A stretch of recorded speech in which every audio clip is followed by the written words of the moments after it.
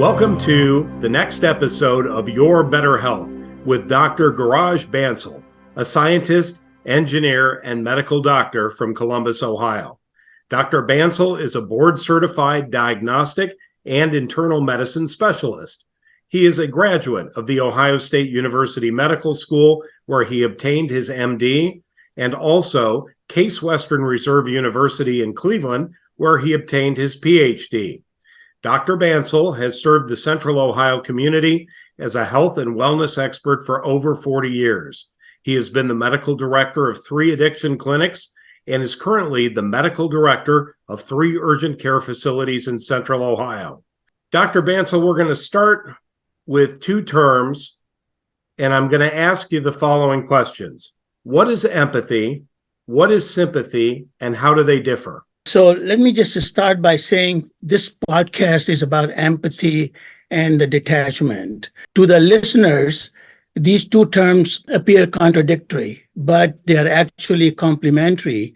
And you will find that the detachment lays the foundation for empathy, and detachment is actually empathy in action. So coming back to empathy is on the premise of nature's law of equality, that we all are born equal, and the one or those who have more, they have to give in to those who don't have enough. Now, this word empathy actually comes from a German word which means giving in. So what we are talking about is that if you are beautiful, if you have greater longevity than others, these are inherited by your parents and you did not earn it.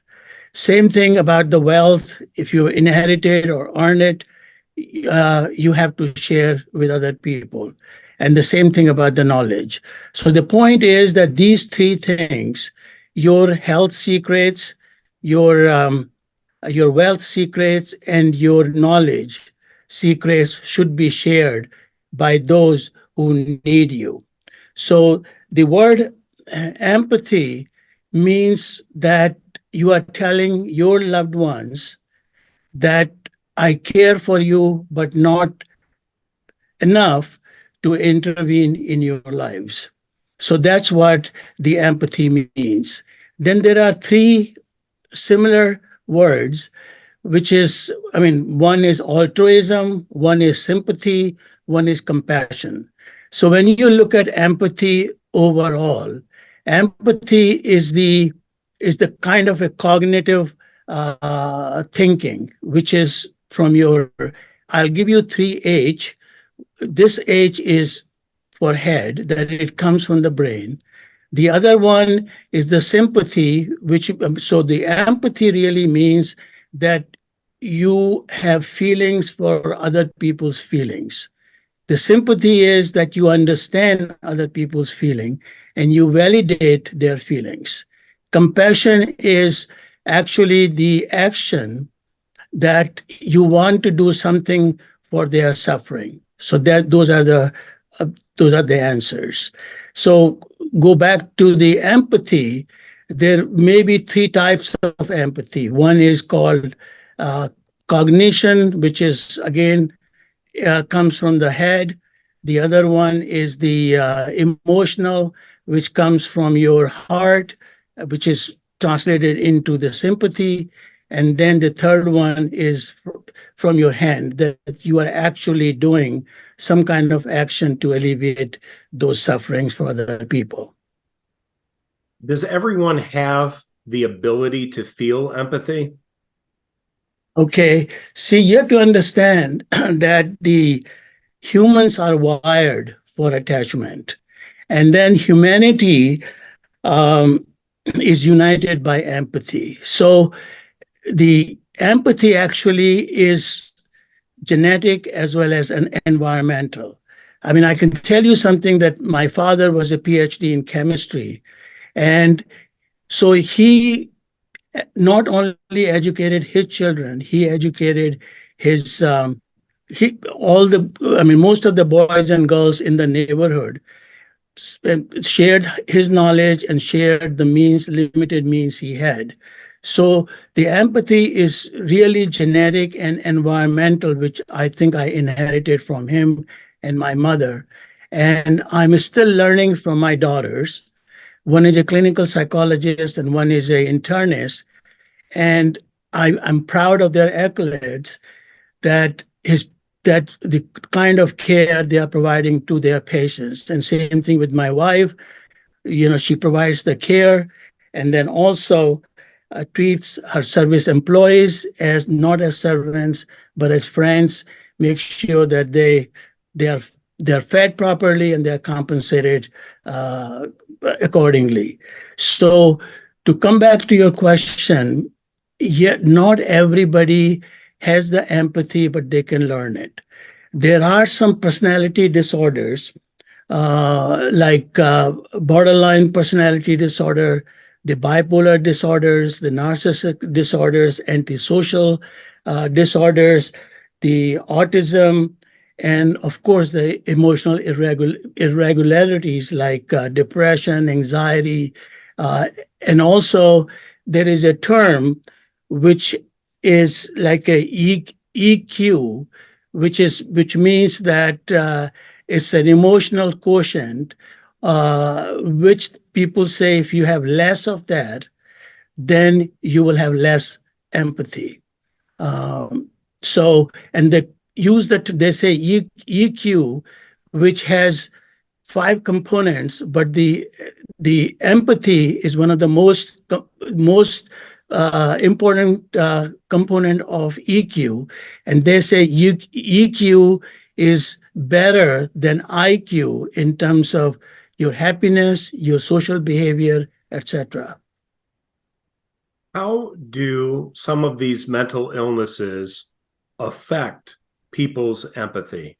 So, for example, if I have ADHD or if I have bipolar 2, how does this affect my ability to feel empathy, and can it be treated? Okay, so let's see just the ADHD. ADHD patients, they have more empathy than the normal public. They are altruistic. They don't care much about themselves. They care for others.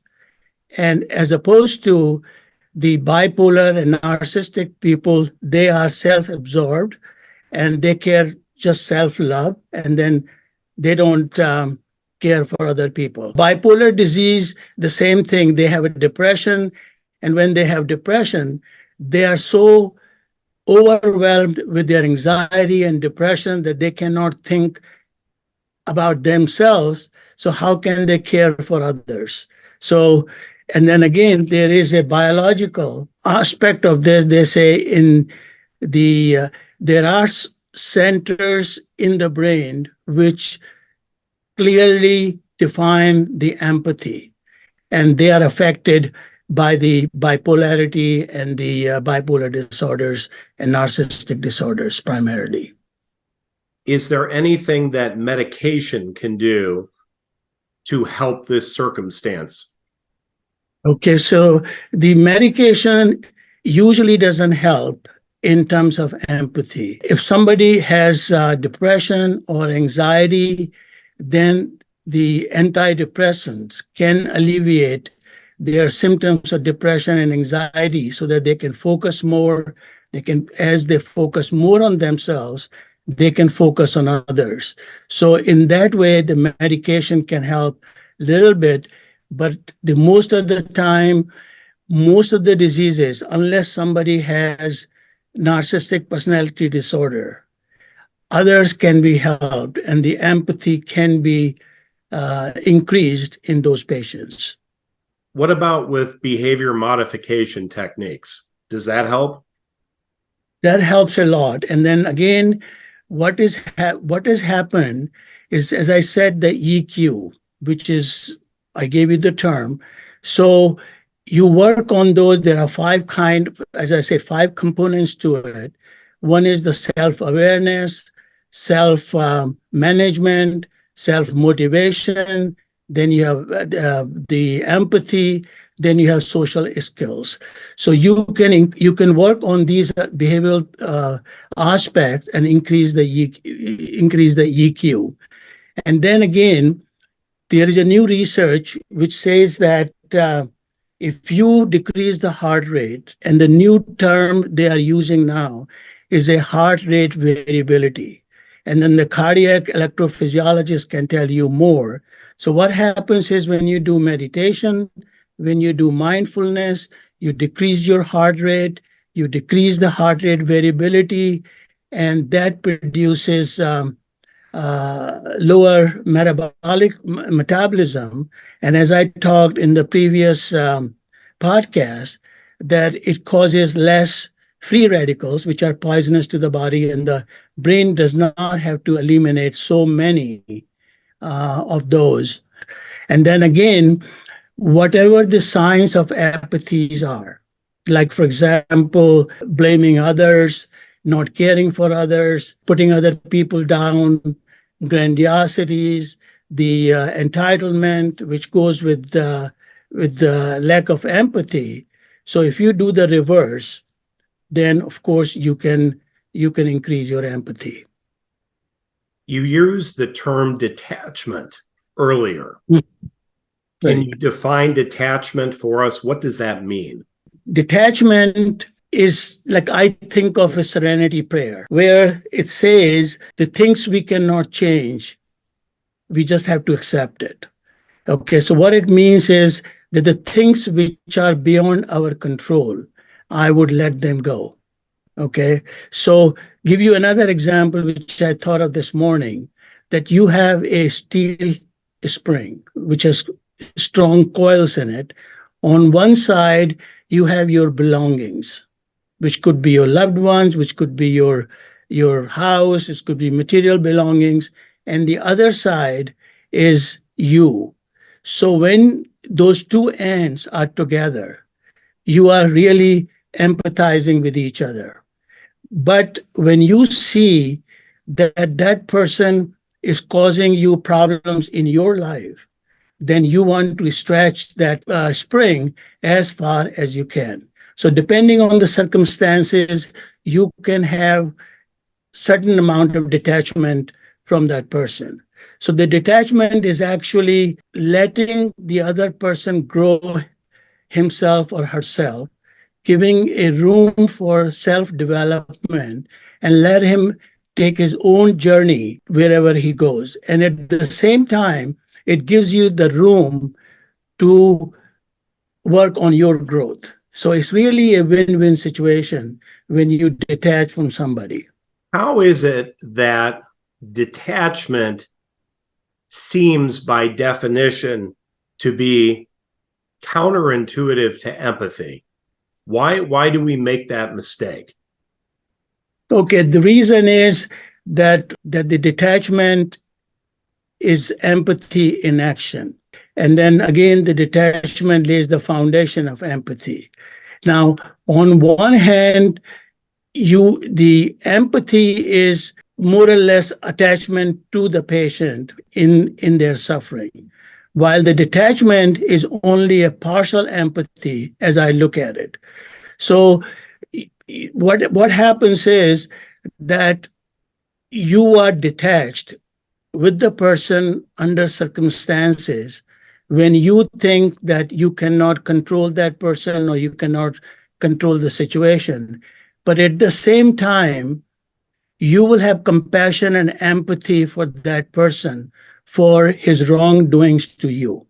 But you are detaching yourself from that person for his or her well being and also for your own well being. When do we know whether or not it's time to break away rather than detach, to end the relationship? How do we know when a relationship is not healthy? If the relationship becomes very toxic and especially becomes physically abusive and then verbally abusive, then I think it's time to cut off the relationship. But I personally believe that most of the relationships can be mended with what I just said, with empathy and with detachment. With detachment, you have to set your boundaries so that the person does not cross your boundaries, and you do your own soul searching to see what you can do to make the situation better. So, to answer your question, that person has to separate completely only if they it's a threat to their livelihood, to their body, and to the other loved ones who are common to both of us. As we have explored these concepts through these 5 podcasts, one of the things that we discussed in great detail is hedonic versus mnemonic happiness. As we're discussing empathy and detachment, how much of what we've discussed is situational or hedonic versus long-term or mnemonic? When we talk about short term, that it is like day to day conflicts, day to day struggles. So if you're at work, your boss is angry at you, you get become sad, you go home, your wife cooks a nice food, and you are temporarily happy. But the short term happiness does not include empathy and detachment. But if you are looking for a long term happiness, which you call it eudaimonic, that one requires empathy, that requires the detachment, which we talked about. And then also there was you have to have a good health, the mental health, the physical health, and financial health. So for long term happiness is yours. Nobody can take that away from you. Whether you go to work, whether you go home, that happiness is yours. Only you can destroy that happiness. Nobody can snatch from you, and you are always happy, irrespective of what your circumstances are. I just want to talk about the equation which I came up with, which is capital H equals small h plus small e plus a small d. What it is, the capital H stands for happiness and small h for health. And we talked about empathy and the detachment. I just want to briefly touch on physical health and mental health and financial health. Now, as you know, that we have several centers, several fitness clubs. In Columbus, we have Planet Fitness and then the Crunch Fitness. And we only pay like something like $20 a month. And we can go, 7 days a week, 24 hours a day. But when it comes to the mental health, I people just think because the brain is only 3% of the total body weight, in spite of its consuming 20% of oxygen and glucose and controlling all of our mental functions, that it is not important. And what I find out that to attend weekend retreat for a spirituality or for mental health, one has to pay like $4,000 for the weekend. My concern is that why can't we have the spiritual centers or mental centers where people can go at their will, and those are which makes people aware. I mean, the awareness, the centers are accessible and affordable. That we have to come up with some strategy so that the people without any financial means can go and get their mental health under control. When it comes to the financial health, it is very important because you have to live day to day basis.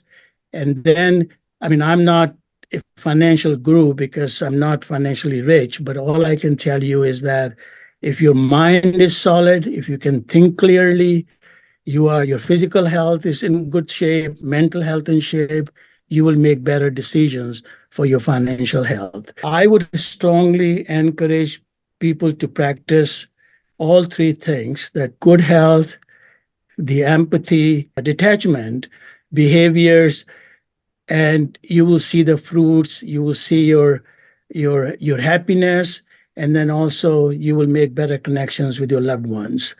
So, and then I wish them Merry Christmas and a Happy New Year. I would like to thank Jay of J Fox and my friend and a patient, Ron Emery, to bring the best out of me. And I wish them Merry Christmas and a Happy New Year. And we wish the same to you, your wife, and your children, and everyone at the office. Dr. Garaj Bansal, we thank you so much for being with us today. The podcast is called Your Better Health, and the website is yourbetterhealth.life. That's yourbetterhealth.life. And the book, Why and What to Do About It, is being written as we speak. We look forward to seeing you again in 2024. I'm Jay Fox. Thanks so much for watching.